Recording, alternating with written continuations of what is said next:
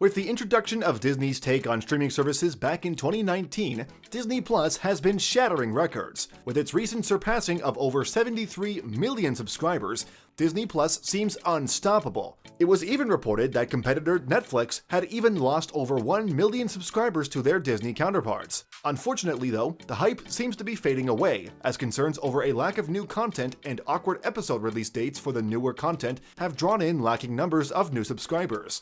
But with a fan favorite coming with new episodes onto Disney Plus, there might be hope. Yes, you guessed it, we're talking about The Mandalorian. Can this hit series save the platform and make it worth the price for subscribers looking for some new and fresh content? Here's why The Mandalorian is so important for Disney Plus. If you haven't launched back up your Disney Plus app ever since The Mandalorian Season 1 ended in December of 2019, at least you're a part of the trend. Well, talks began circling after the end of The Mandalorian Season 1, when users began to realize they were spending a whole lot more time clinging to services like Hulu and Netflix, where new content is added very frequently, whereas Disney Plus seems to be really nothing more than a nostalgia vault.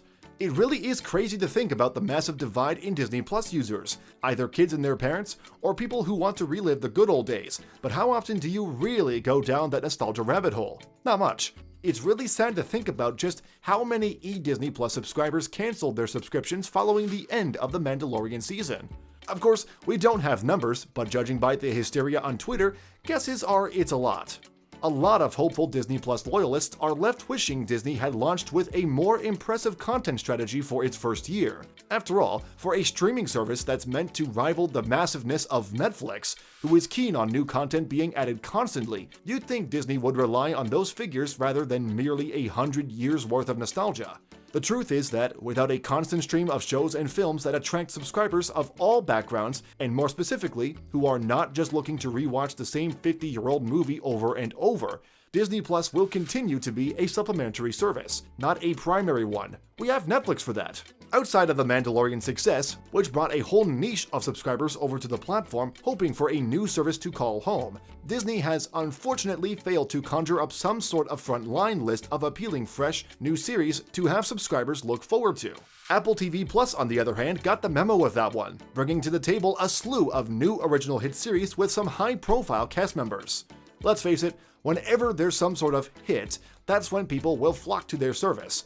Apple TV Plus's The Morning Show is the best example of this, with high-profile cast members like Jennifer Aniston, Reese Witherspoon, and Steve Carell topping it. All Disney Plus has really been able to do that flocked any sort of attention to the platform was the recent release of the Taylor Swift Long Pond Sessions documentary for her new album, Folklore, which even still seemed out of bounds for the service.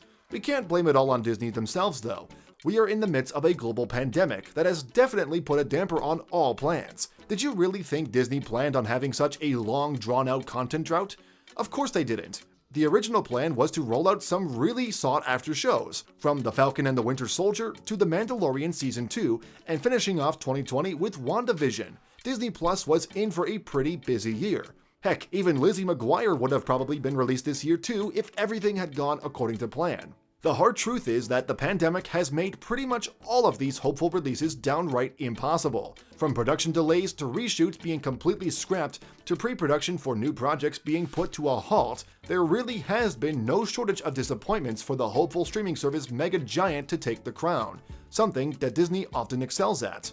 Hey, even some pre-planned theatrical releases were shoved onto the platform instead, like Hamilton, Mulan, and even Artemis Fowl. It all comes back down to The Mandalorian. The second season of this hit series is so important to the livelihood of Disney Plus, and the future of Disney altogether for that matter, solely because it serves to be one of the more rare titles a part of Disney Plus's library that is sure to generate some craziness on social media, good enough to get people excited about opening up the Disney Plus app again. The timing of it all also came at an interesting time with Halloween right around its corner. Subscribers who began their Disney Plus subscription through, let's say, a free one-year plan from Verizon will quickly see those deals expire. The Mandalorian might just be enough to convince these groups of subscribers to renew and start paying for the service. If this wasn't enough, fans are well aware that this new season is about to bring some serious Star Wars lore. We're finally going to delve way deeper into the Star Wars world than ever before. Maybe you're a casual Star Wars viewer who is just in it for Baby Yoda, or maybe you're a longtime devoted follower who just has to see each and every Star Wars rendition that will ever come out. Either way, you're in for a whirlwind of excitement, just as soon as you pay your subscription fee to Disney+.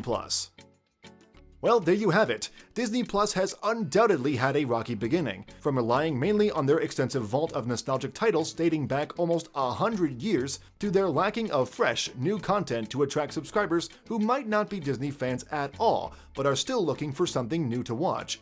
Disney has got some serious work to do if they want to, at some point, come out on top. Hopefully, with the recent release of The Mandalorian's second season, Disney will prove to bounce back with high ratings and high earnings as soon as those quarterly figures come out in 2021. This was the second part of our Mandalorian miniseries. If you enjoyed it, check out the first part, and subscribe for the last when we talk about some things going on behind the scenes.